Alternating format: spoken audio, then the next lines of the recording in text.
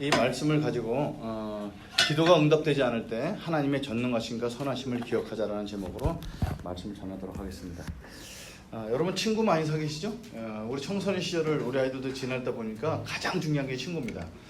근데 여러분 청소년 시절만 친구가 중요한 게 아니고요. 제 나이쯤 되니까 또 친구가 중요합니다. 그래서 밴드 같은 데 들어가서 옛날 동창도 만나보고 이렇게 하면서 친구가 어떻게 살고 있는지 굉장히 궁금해집니다. 근데 여러분 친구를 사귈 때 공통점을 하는 게 있어요. 친구는 뭐가 어떻게 돼야 친구가 될 수 있을까요? 질문이 애매한가요? 어떻게 친구를 사귈 때 어떻게 해? 너랑 나랑 친구야. 그러면 어떤 약조가 있죠? 말을 많이 해? 말을 놔요. 친구 되면 말을 놓을 수 있다. 네, 좋습니다. 그런 것도 있죠. 친구가 되면 비밀을 공유하죠. 그죠? 이거 너랑만 아는 거야. 근데 이제 너랑만 아는 친구가 많으니까 온 세상이 다 알게 되죠. 아무튼 그 친구란 비밀을 공유하는 것이 아닌가. 하나님께서 모세를 친구로 여기셨고 하나님의 사람들 여기셨는데 진짜 이런 우리가 일반적으로 친구끼리 하는 비밀을 공유하는 것처럼 하나님께서 비전을 공유해 주십니다. 하나님이 우리가 얼마나 알아들을지 모르지만 하나님만 갖고 있는 알파 오메가 되시는 분이 다 하시는 그분이 그것을 나눠주시죠. 처음에 이제 에덴 동산을 창조하셨어요. 그죠? 에덴 동산은 여러 차례 말씀드렸지만 기쁨의 동산이란 뜻입니다. 주님께서 보실 때 너무 보기 좋았던 이 기쁨을 함께 나누길 원하셨습니다. 우리 사람들과 하나님 형상대로 만드셔서 그게 기쁨이 충만할 수 있었던 이유는 여러 가지가 있지만 가장 대표적인 이유가 하나님의 다스림이 충만했습니다. 하나님이 직접 다스리시도 하지만 하나님 형상을 닮은 인간에게 다스릴 수 있도록 해갖고 아담의 전 동물들을 다스리고 하면서 이게 질서가 있구나. 그리고 선악과를 중심으로 이 인간의 위에 하나님이 계시다는 걸 인식하게 했죠. 그래서 하나님의 다스림이 충만했던 그 에덴 동산이었습니다. 근데 우리가 알고 있는 것처럼 선악과를 따먹으면서 무트 차무트 진짜 죽고 또 죽으리라는 그 말씀을 마음속에 새기지 못하고 먹고 죽게 되었습니다. 여러분 죽게 되었을 때 얘는 죽었을 때 어떻게 하지? 이거 걱정되네. 이렇게 얘기 안 하시고 바로 창세기 3장 15절에 우리가 보통 원시 복음이라고 얘기하는 복음의 시작이라는 말씀인데 창세기 3장 15절인데 같이 한번 읽어보겠습니다. 시작. 내가 너로 여자와 원수가 되게 하고 내 후손도 여자의 후손과 원수가 되게 하리니 여자의 후손은 내 머리를 상하게 할 것이요 너는 그의 발꿈치를 상하게 할 것이니라 하시고 아담아 내가 어디 있느냐? 내가 벗었으므로 부끄러워서 숨었나이다. 누가 너한테 벗었음을 알렸느냐? 당신이 함께하는 저 여자가 내게 선악과를 줘서 먹었습니다. 하와야 너는 왜 그렇게 하였느냐? 당신 창조한 그 동물 중에 뱀이 저를 속여서 먹게 됐습니다. 하나님께서 아담을 책망 안 하시고 제일 먼저 책망하신 게 오늘 뱀입니다. 내가 너로 여자 원수가 되게 할 것이다. 내 후손도 여자 후손과 원수가 될 것이다. 이게 이제 대대적인 싸움이 일어난다는 거죠. 여자의 후손은 3인칭 단수 남자형 명사인데 누구나 봐도 우리 이 시대에 살고 있는 사람들은 저분이 예수 그리스도인 걸 알겠죠. 예수 그리스도가 오셔서 뱀의 머리를 상하게 한다는 것은 우리 동방예의지국이 표현하는 아주 부드러운 표현인데 짓밟아 으개버린다 이런 뜻입니다. 그래서 짓밟아 으개버릴 것이요 뱀은 너가 죽을 때는 그의 발꿈치를 상하게 할 것이다. 그래서 십자가 죽음을 이미 창세기 3장 15절에 우리가 예수님을 예수님 이 땅에 오시기 전에 몇 천 년 전에 이미 창세기 3장 15절 말씀 통해서 이렇게 복음을 알려주셨어요. 근데 이거를 전 인류를 다 구원하시다가 지난주에 나눴던 바벨탑 사건 이후로 민족이 생기면서 하나님께서 한 사람을 선택하십니다.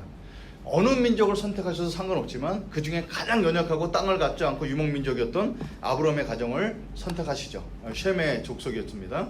그에게 이제 하나님께서 나타나셔서 아브라함 75세 때 이런 약속을 주십니다. 여호와께서 아브라함에게 이르시되 너는 너의 고향과 친척과 아버지의 집을 떠나 내가 내게 보여줄 땅으로 가라. 내가 너로 큰 민족을 이루고 내게 복을 주어 내 이름을 창대하게 하리니 너는 복이 될지라. 너를 축복하는 자에게는 내가 복을 내리고 너를 저주하는 자에게는 내가 저주하리니 땅의 모든 족속이 너를 말미암아 복을 얻을 것인지라 하시니라.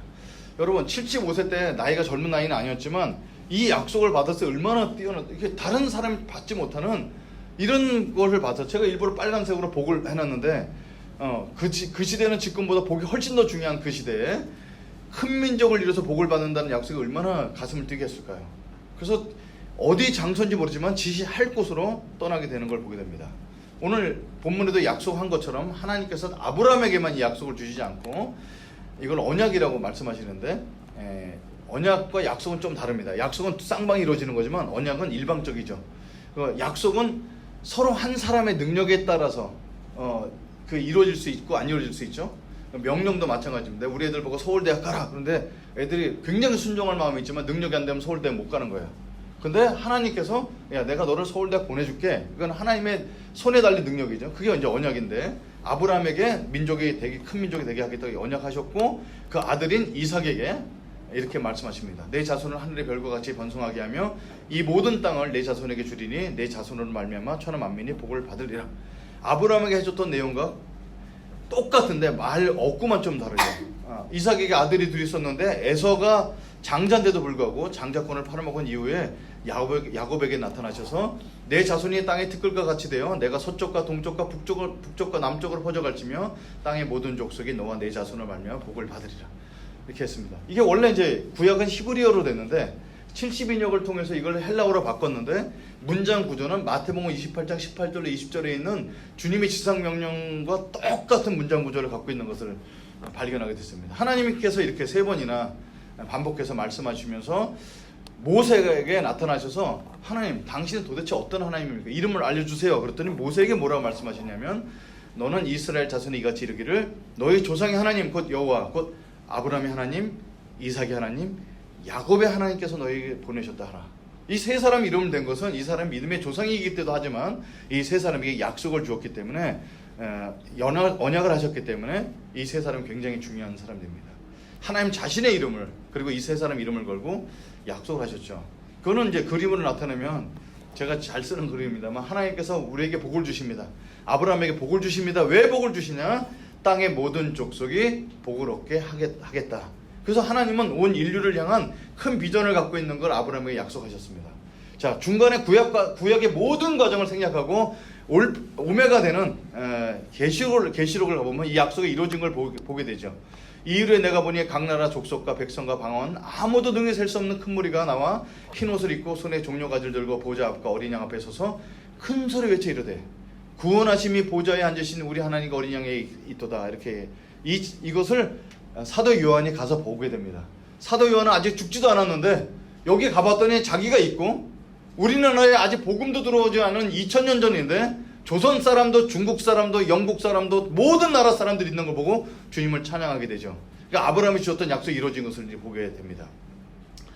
오늘 우리가 이제 뭐 찬양을 드릴 때 열심히 같이 했어요. 저는 뭐 사실상 찬양 가사 중에 너무 은혜를 받고 시선이란 찬양을 다시 한번 가슴에 새기면서 자꾸 내 문제를 쳐다보는 나를 내게서 눈을 들어 그 주님을 바라보는 시선이란 찬양이 너무너무 은혜가 됐습니다. 그럼에도 불구하고 우린 모인 숫자도 작고 뭐 이 세션이나 이런 것이 완벽하지 않기 때문에 초라하게 느껴질지 모르죠.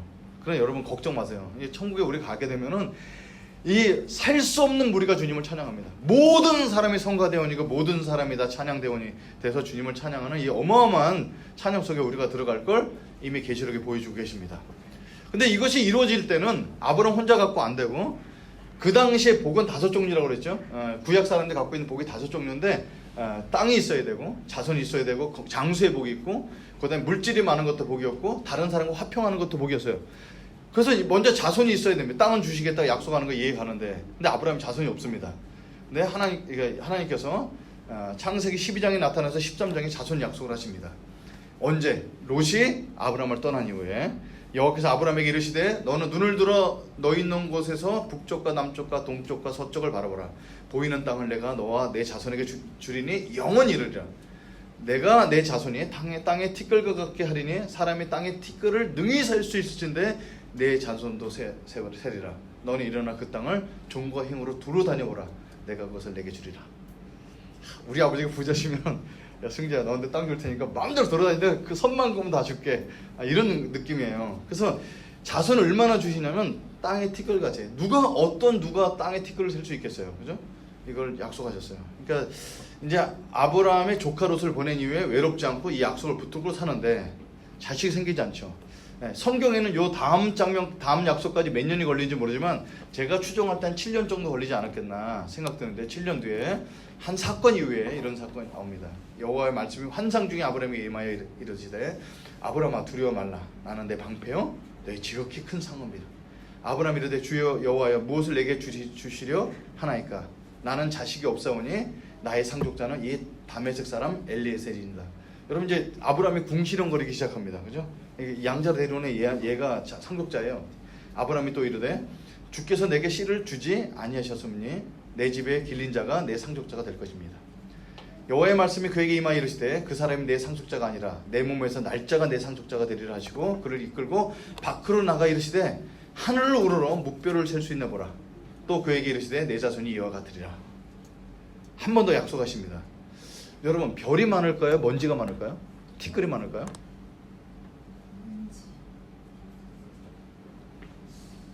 저는 해운대 바닷가 가서 이렇게 모래 한 줌 주면은 그걸 셀 수 있을까요? 근데 이 지구상에 얼마나 많은 모래와 이런 게 많을까요? 근데 별도 그렇게 많다는 사실입니다. 셀 수가 없어요. 그러니까 땅의 먼지나 별의 숫자는 똑같이 셀 수 없는 엄청난 거죠. 근데 이걸 지금 얘기하면 아빠 아닌데? 10개 이렇게 셀 수 있어요. 지금 에어폴루션 때문에 이게 별이 잘 안 보이죠. 옛날 때는 이 별이 엄청나게 많이 보였던 거죠. 셀 수 있나 보라. 그러니까 자손이 이와 같이 이르라. 이 가운데 아브라함이 다시 한번 믿습니다. 그리고 오늘 본문에 나타납니다. 세 번째 자손 약속입니다. 아브라함이 99세 때 여호와께서 아브라함에게 나타나서 그에게 이르시되 나는 전능한 하나님이라. 너는 내 앞에서 행하여 완전하라. 내가 내 언약을 나와 너 사이에 두어 너를 크게 번성하게 하리라 하시니 아브라함이 엎드렸더니 하나님이 또 그에게 말씀하여 이르시되 보라 내 언약이 너와 함께 있으니 너는 여러 민족의 아버지가 될지라. 이제 후로는 내 이름을 아브라함이라 하지 아니하고 아브라함이라 하리니 이는 내가 너를 여러 민족의 아버지가 되게 하리라. 자, 약속을 이렇게 세 번이나 주십니다. 정확히 얘기하면 75세 때 나타나셨다가 지금 99세니까 24년 동안 주겠다고 약속만 하는 거예요. 이게 상황이 좀 이해가 되나요? 여러분 제가 대학교 다닐 때 저는 김영달 장로님이랑 다르죠. 모든 헌신마다 다 일어납니다. 모든 헌신 제일 먼저 일어나죠. 모든 헌신 다 헌신했어요. 지금 난 전 세계 다 다녀야 돼. 일본도 헌신했고 중국도 헌신했고 몸이 하나라서. 그런데 다 일어났어요. 그런데 어떤 거에 가슴을 뜨겁게 하냐면 우리가 한 번, 두 번만 삶을 드리면 이 나라 민족이 복음화 된다는 거예요. 여러분 그 당시에 기독교의 인구가 4분의 1이었어요. 한 사람이 3명만 복음을 전하면 이 나라 민족은 복음화 됩니다. 이게 가슴이 뛰는 거죠. 그 17년 내가 2명 낳고 2명이 4명 낳고 이렇게 해갖고 17년 되면 전 세계가 복음화 된다는 걸 진짜로 믿어 가슴이 떴습니다. 그래서 제가 뭐가 됐을까요? 89년도에 간사가 됐습니다. 간사가 됐더니 간사들만 모아놓고 1995년도에 세계 복음화 대회가 있다. G코이 대회가 있으니까 이때까지 헌신하자 그랬어요. 그래서 제가 이거 헌신했죠. 헌신해갖고 올림픽 주경기장에 8만 명의 청장년을 모으는 일에 헌신했어요. 집에도 못 들어가고 이 일을 했어요. 진짜 비 오는 날 8만 명의 청년들이 모아서 그 올림픽 주경기장에서 헌신하는 모습에 모든 필요가 다 하게 돼요. 그가 1995년 5월 20일이었습니다. 근데 우리 막내가 5월 17일 날 태어났죠. 이거 막 집에도 못 들어가고 있어요. 그때 태어나갖고 잠깐 가서 얼굴 보고 아내가 병원에 낚여놓고 5월 20일 날 대회 가서 이러고 아내는 혼자서 있고 저는 이게 대회. 그 정도로 이 민족 복음화와 세계 복음화에 헌신하는 것이 얼마나 뜨거웠는지 모릅니다. 그죠? 그리고 한참 있는데 윗분들이 비전 2000을 얘기하는 거예요. 여러분 2000년도까지 아무 계획을 세우지 마세요. 시집도 가지 마시고 장가도 가지 마세요. 주님이 곧 오십니다. 그래서 비전 2000. 여러분 아직 2000년도생도 있겠죠.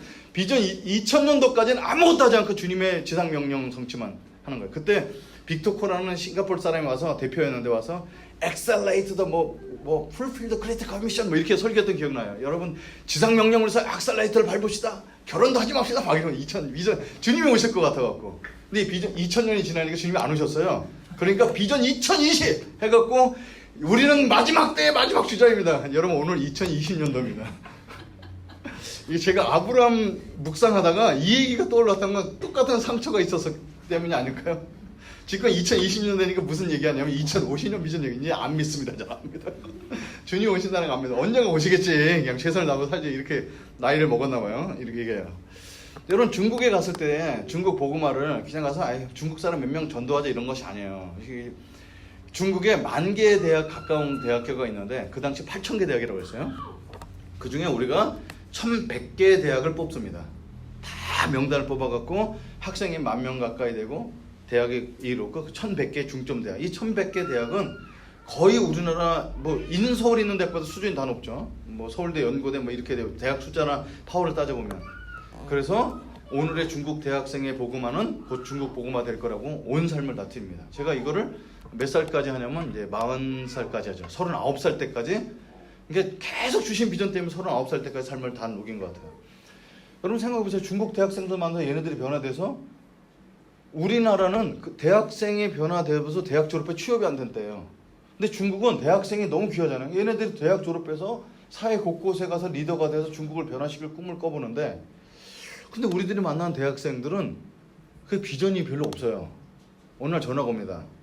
그 누구냐고 그랬더니 딱 그거 나라고. 왜 그랬더니 우리 모임에 나오는 애 중에 하나가 임신을 했는데 임신 절제 수술을 해야 되는데 어른이 필요하다고 나와서 보증 쓰라고. 그래서 병원 가서 그런 거 하고 있는 거예요.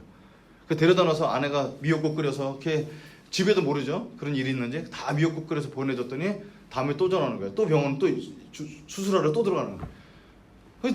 내가 중국을 변화시키려고 이런 뒤치다거리 하고 왔나? 막 이런 생각이 들고, 왜 우리 제자들은 이렇게 하나같이 다 이렇게 좀 세게 얘기해서 이렇게 막 세상을 변화시키는 애들 없고 다 찌질이 같은 애들밖에 없지, 막 이런 생각이 드는 거죠. 그래서 보니까 중국 대학생 중에서 가장 똑똑한 애들은 다 공산당원이니까 종교활동 안 합니다. 고당을 공산당원 못하는 애들은 다 해외로 유학 가는 거예요. 그리고 나머지에 있는 애들이 연애하다 실현당한 애, 이런 애들이 모임에 연결돼서 예수 믿는 거예요. 그러니까 이게 막 꿈은 굉장히 크고 전 세계를 보고만 하는데 사실은 현실은 되게 녹록하지 않은 거죠. 여러분, 이게 비전이라는 게 어떨 때 우리한테 강하게 도전이 왔을 때 굉장히 꿈과 현실에 큰 괴리감을 줄 수 있다는 겁니다.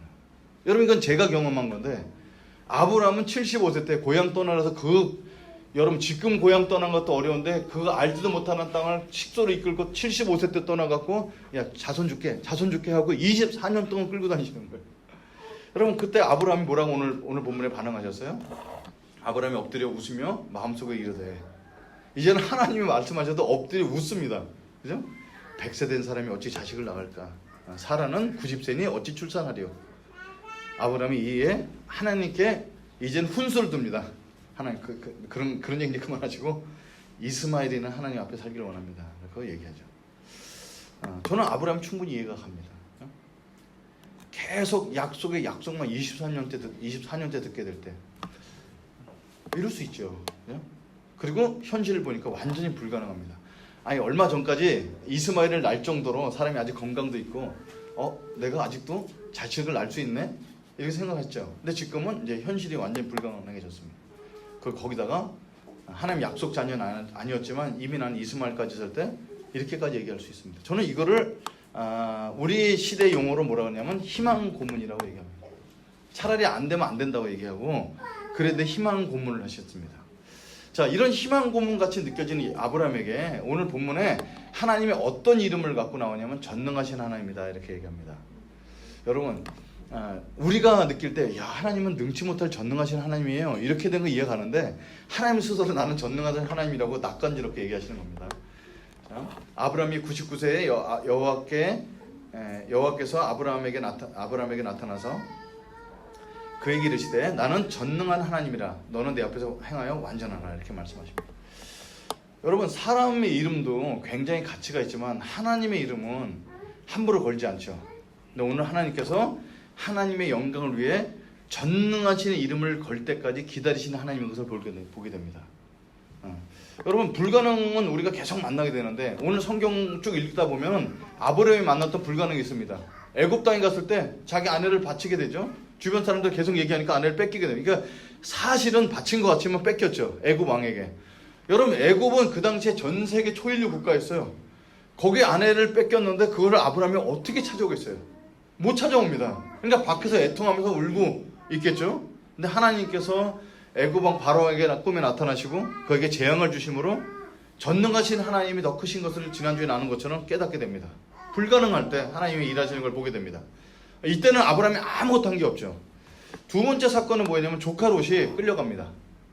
바로 오늘 읽었던 본문 바로 앞에 보면 조카 롯이 끌려가는데 4대 연합군이 끌고 가죠. 여러분, 소돔 왕 고모라 왕까지 합쳐서 5왕이 자기 민족을 지키려고 목숨을 걸어 싸웠지만 전쟁에 패할 수밖에 없었던 4대 연합군에 거기에 조카 롯이 끌려가는데 318명의 몸종을 갖고 찾아온다는 것은 아브라함을 그냥 해보겠다는 거죠. 내가 이거 갖고 된다는 약속은 없지만 해보겠다는 건데 전쟁에서 승리합니다. 여러분 이게 이런 경우에요. 이거 갖고 내가 확신은 없지만 해봐. 근데 됐어요. 내가 세네? 이렇게 생각할지도 모르는 그 순간에 멜기세덱이 나타나서 아브라함아, 이 전쟁에 이기한 건 여호와 하나님이야. 여호와께 영광 돌려. 그래서 아브라함이 아이고 그렇구나. 바로 깨닫고 멜기세덱이 11절을 바치고 여호와께 영광을 돌립니다. 그리고 사람들 데리고 소돔 땅에 왔을 때 소돔 왕이 너 대단하다 그러니까 바로 아브라함이 멜기세덱에 배운 얘기를 그대로 하죠. 오직 여호와께만 영광 돌린다. 그리고 사람만 돌려보낼 것이 아니라 내가 갖고 있는 모든 것들, 전리품도 원래 주인에게 찾아주는 게 내 뜻이다 하고, 많은 사람들은 쳐서 뺏어서 자기 배를 채우기 위해서 전쟁을 하지만 아브라함은 전쟁을 해서 돌려주기 위해서, 환원하기 위해서 전쟁을 했던 모습을 보게 됩니다. 318명을 가지고 몸종으로 318명의 몸종을 갖고 조카 롯을 찾아오는 것도 불가능하십니다. 오늘 세 번째 불가능은 더 이상 아들을 낳을 수 없는 불가능입니다. 여러분 이 공통점이 있죠. 여러분 우리가 할 만할 때 하나님께서 도와줘서 하는 거는요, 하나님께 큰 영광이 별로 안 간다는 사실입니다. 큰 영광이 별로 안 가요, 사실. 그죠? 사사기에 보면 미디안 족속이 쳐들어왔을 때 14만 명이 쳐들어왔는데 기드온이 야 나랑 같이 싸울 사람은 3만 명 정도 보였어요. 하나님께서 뭐라냐면 3만 명 대 14만 명이 싸우는데 야 돌려보내. 왜요? 이 전쟁은 내가 이기게 할 건데 너희들이 지금 숫자가 많아서 너희 힘으로 이겼다 할까노라. 10,000명 무서운 자 돌려보내고 또 돌려보내고서 300명 갖고 싸우는데 전쟁도 칼과 창으로 싸우지 않고 항아리하고 횃불 들고 나가서 나팔 들고 싸우는 완전히 미련한 짓을 합니다. 근데 그들이 칼로 죽이는 걸 체험하면서 하나님께 영광 받으시죠. 여러분 그래서 하나님께 정말 영광되는 그 순간은, 우리 삶의 목적은 하나님께 영광 돌리는 건데 하나님께 정말 영광되는 순간은 이제 늙어서 가능성이 없다 그럴 때 진짜 하나님을 보게 된다는 거예요. 여러분 세상이 갖고 있는 성공의 법칙은 아브라함이 자손이 많아져서 성공하는 것처럼 보인다면 이렇게 써야 돼요. 75세 때 야 아브라함아 너 그동안 애기 못 낳았지? 내가 낳게 해줄게. 기적적으로 한 명 납니다. 하나님 대단합니다. 78세 때 애기를 떠났는데 새 쌍둥이가 나왔어요. 그래서 벌써 여기는 봄, 여름, 가을, 겨울 다 됐어요. 우리 전도사님 그렇게 갖고 싶어 하는데 여기는 다 됐어요. 그 다음에 79세 때 쌍둥이 낳고 80세 낳더니 12명, 13명 나오면서 야 진짜 주님이 계시구나. 이 땅에 티끌과 같이 많아지려면 멀었지만 터널 끝이 보인다. 이런 게 일반 전략이에요. 우리가 원하는 게 이런 거 아니에요? 하나님께서는 약속을 주시고 우리가 기도할 때 뭔가 조금 보여야지. 우리 장인어른 병 낫게 해주세요. 계속 병원에서 기도하는데 기침이 멎어지고 조금씩 나아지고 의사들이 혈액 수치가 돌아와요. 이런 얘기할 때 우리가 방법이잖아요. 근데 하나님은 이런 성공 법칙을 쓰지 않는다는 겁니다. 하나님의 전략은 완전히 불가능해서 우리를 하나님 앞에 엎드리게 하여 하나님이 성취하신다는 거예요. 왜 이렇게 하실까요? 우리로 하여금 하나님을 더 인식하게 하려고. 우리는 우리가 뭐 해갖고 하나님께 영광 돌려드리는 건 굉장히 우매하죠. 가끔 얘기하지만 서울대학 가서 영광 돌리거나 내가 뭐 어마어마한 일을 해서 주님께 영광 돌린다는 거, 하나님은 그렇게 영광 안 받으십니다. 하나님 우리의 불가능을 만나기 위해서 우리가 겸손하게 이거 주님이 다 하셨어요. 내가 다 해놓고 이렇게 억지로 돌리는 정도가 아니라 현장에 있었던 내가 볼 때 야 이건 진짜 인간의 방법으로 안 돼. 야 이거는 있을 수가 없는 일이야. 주님이 하셨어. 그래서 엎드려서 주님께 영광 돌릴 수 있을 때까지 가는 게 하나님의 방법이라는 걸 보게 됩니다. 그래서 하나님이 75세 때 약속을 하셨지만 쪼잔해서 99살 때가 기다린 것이 아니라 너희들이 아무리 생각해도 더 이상 방법이 없고 끝났어. 이건 불가능합니다. 그래서 오늘 하나님께서 오늘 자기 이름을 전능한 여호와 하나님이라고 올려놓고 있습니다. 하나님 왜 이렇게 하실까요? 희망 고문을 통해서 이렇게 하실까요? 하나님 영광 받으시기 위해서 그런 것도 있죠. 근데 하나님의 선하신 목적을 보게 되면 알게 됩니다. 하나님은 선하십니다. 그래서 하나님께 영광이 되지만 하나님을 인식하고 하나님을 알아가는 게 영생입니다. 여러분 영생은 예수님이 영접해가 구원받아서 끝나는 게 아니고 여호와를 아는 것이 영생이죠. 그래서 우리가 하나님은 지금 이 올해는 하나님의 말씀을 계속 묵상하면서 이 속에 나타난 하나님의 모습을 계속 배우자는 거예요. 우리가 전능하신 하나님은 전서부터 알고 있었어요. 오늘 본문에서 묵상해 보니까 하나님 우리가 절망할 때까지 기다리시구나. 우리 맥에 다 빠질 때까지 기다리시구나. 그래서 엎드려서 하나님이 일하시는 걸 보게 되셔서 그거 전능하신 하나님께 영광 돌리게 하는구나. 왜 이렇게 하실까요? 하나님을 여호와를 아는 것이 우리의 영생이 되기 때문에. 그래서 하나님은 어떤 거냐면 하나님을 더욱 알게 하셔서 영생을 얻게 하시는 선하신 의도가 있다는 겁니다. 그래서 하나님은 오늘 본문에 나타난 하나님은 선하시면서 전능하시는 분이에요. 그분 때문에 우리가 살아가는 겁니다. 자, 그럼 이런 질문 나올 수 있죠. 그럼 하나님이 다 하신다면 우리는 할 게 없죠. 그렇지 않죠. 이걸 제가 많이 쓰는 예지만 인류가 영성에 나타난 영적 활동의 신뢰가 가장 적절한 예라고 봅니다. 여러분 1989년도에 2월 24일 날 뉴질랜드행 비행기가 떴죠. 근데 옆구리가 터져나면서 추락하게 됩니다. 이미 9명은 공중으로 빨려 나갔어요. 이 비행기는 추락인데 연료 화물과 기계 고장인데도 불구하고 기적적으로 착륙한 사건이 실제로 있습니다. 이 사람은 크리스찬에서 기장이 사람들이 물어봅니다. 어떻게 그 어려운 고비 시간에 어떻게 했습니까? 주님이 하시니까 기도만 하죠. 근데 그렇지 않습니다. 이 사람은 승객들 위해 잠깐 기도하고 일에 집중했다 분명히 얘기합니다. 이게 이제 일과 영성의 우리가 일터 속에서 갖고 있는 영성에 대한 균형이라고 할 수 있죠. 그래서 기장으로서 갖고 있는 영성은 그 일에 대한 책임감과 능숙함이라는 겁니다. 그래서 여러분 우리는 설교자는 설교자로 직장 다니는 직장 다니는 사람 최선을 다해 살아야 되는 건 사실인데 하나님 나의 최선을 갖고는 이 땅에서 우리가 승리할 수 없습니다. 주님 그래서 엎드립니다. 그렇지만 주님께서 나를 사용하실 믿고 엎드립니다. 주님 앞에 나갑니다. 그래서 이게 균형이라는 겁니다. 우리의 역할은 주님께서 우리에게 주셨던 약속을 믿고 순종하는 거죠. 여러분 우리에게 어떤 약속을 주셨나요? 직장에서 성공하는 약속 이런 건 안 주셨어요. 아브라함에게 주셨던 약속 지금도 있습니다. 우리는 세계 선교를 위해서 살았었고 세계 선교를 지금도 지원하고 세계 선교가 얼마나 중요한지 알고 있습니다. 순종해요. 그리고 우리가 또 하는 것은 이 땅에 있는 거 뭐냐면 우리 다음 세대들에게 계속 복음을 전하는 거죠. 여러분 우리 그 장모님 계신 요양원에 우리가 떼거지로 가갖고 또 인사드리고 나오는데 이런 얘기를 하는 거예요. 돌려서 들었는데 아예 이쪽 집안 사람들은 어떻게 우애가 좋고 사람이 다 같이 잘생겼고 이렇게 사람 밝고 좋냐. 이 할머니 찾아오는 사람들은 5대째 믿는 집안이라서 여러분 믿는 집안이 다 그런 건 아니지만 이렇게 사람들이 가족들이 뭉쳐서 기도로 뭉치고 하나 되고 물론 성 다 달라요 사는 게 이렇게 살아갈 때 100년이 더 걸렸습니다. 우리 큰 형님이 얘기하는 거예요. 이게 믿음의 전통이라는 게 쉽게 세우는 거 아니잖아요. 그러니까 여러분 우리의 역할은 자녀를 낳아서 자녀들에게 복음을 증거하고 그들이 부모의 신앙보다 더 좋게 뛰어나도록 계속하는 것이 우리가 순종하는 역할이에요. 그런데 하나님의 역할은 그 일을 통해서 영광을 나타낸다는 거죠. 그래서 여러분 오늘 말씀을 통해서 제가 많은 부분을 보게 됐는데 하나님 우리가 이 교회를 시작할 때 뭔가 이렇게 한국 교회가 뚫지 못하는 거야. 일반 사무실 빌려서 이렇게 예배드리면서 사람 교회가 되겠습니까? 주변에서 다 안 된다고 그럴 때 하나님 얼마나 많은 사람의 교회를 개척한다고 그럴 때 돈 없어 교회를 개척한다 못한다고 합니까? 돈 없이도 하나님의 마음을 쫓아서 할 때 개척되고 수많은 다양한 교회가 일어나게 해주십시오라고 기도했는데 여러분 5년 되도록 조금 안정되기까지는 너무 오래 걸렸어요. 풍전등화 같았잖아요. 그죠? 근데 그럼에도 불구하고 우리의 역할은 믿고 순종해 나가는 거고 하나님의 역할은 이 일을 통해서 영광 나타내는 것이라고 생각합니다. 그래서 하나님의 응답이 늦게 느껴질 때 오늘 설교 제목입니다. 하나님 이렇게 갑갑하죠? 이 약속을 주신 것과 기도할 때 확신을 주셨는데 이렇게 갑갑하고 늦죠? 왜 내 직장생활은 더 이상 풀리지가 않죠? 문제가 하나 터지고 나고 해결되면 또 문제가 있죠? 언제까지죠? 그때 우리가 생각해야 될 것은 하나님의 전능하심. 하나님이 이걸 능력이 없어서 안 주시는 게 아니에요.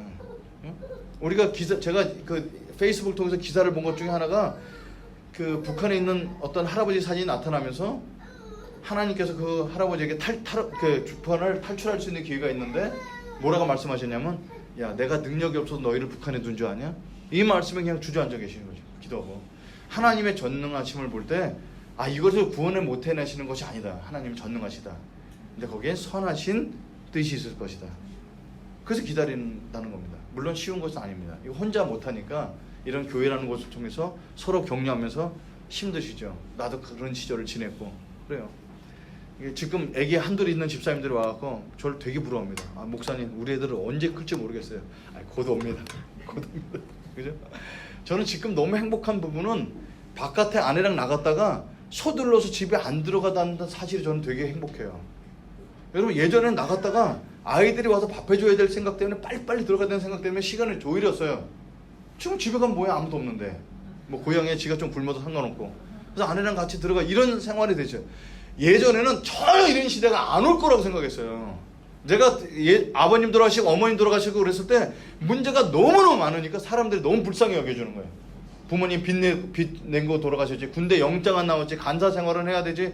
너무 문제가 많으니까. 근데 한 형님이 지난번 여기 이제 영상 나왔던 형님인데 지금 장로님 하신 분이 승재야 문제만 계속 있지 않고 언젠가 다 풀릴 때가 있어. 근데 그 당시에 그게 위로가 안 되더라고. 너무 문제가 많으니까. 네, 여러분 근데 하나님 응답이 늦게 느껴질 때 왜 이렇게 늦지? 안 되지? 하나님이 전능하신가? 선하심을 기억하다 오늘 격려해 주십니다. 아브라함은 오늘 본문을 통해서 아직 깨닫지 못했지만 우리는 아브라함의 삶이 어떻게 마무리되는지 알고 세상의 끝이 어떻게 되는지 아는 사람이잖아요. 그래서 끝까지 우리가 이렇게 미셔널 처치를 하면서 생활 선교사를 나가는 것이 뭐 하늘에 무슨 상관이 있으면 우리 삶 속에 어떤 플러스가 되는지 우리는 알지 못합니다. 끝까지 격려하면서 하나님의 전능하신가 선하심을 기억하고 사는 저와 여러분이 되기를 간절히 축원합니다. 같이 한번 기도하겠습니다. 이 시간에 잠시 묵상하며 기도합니다.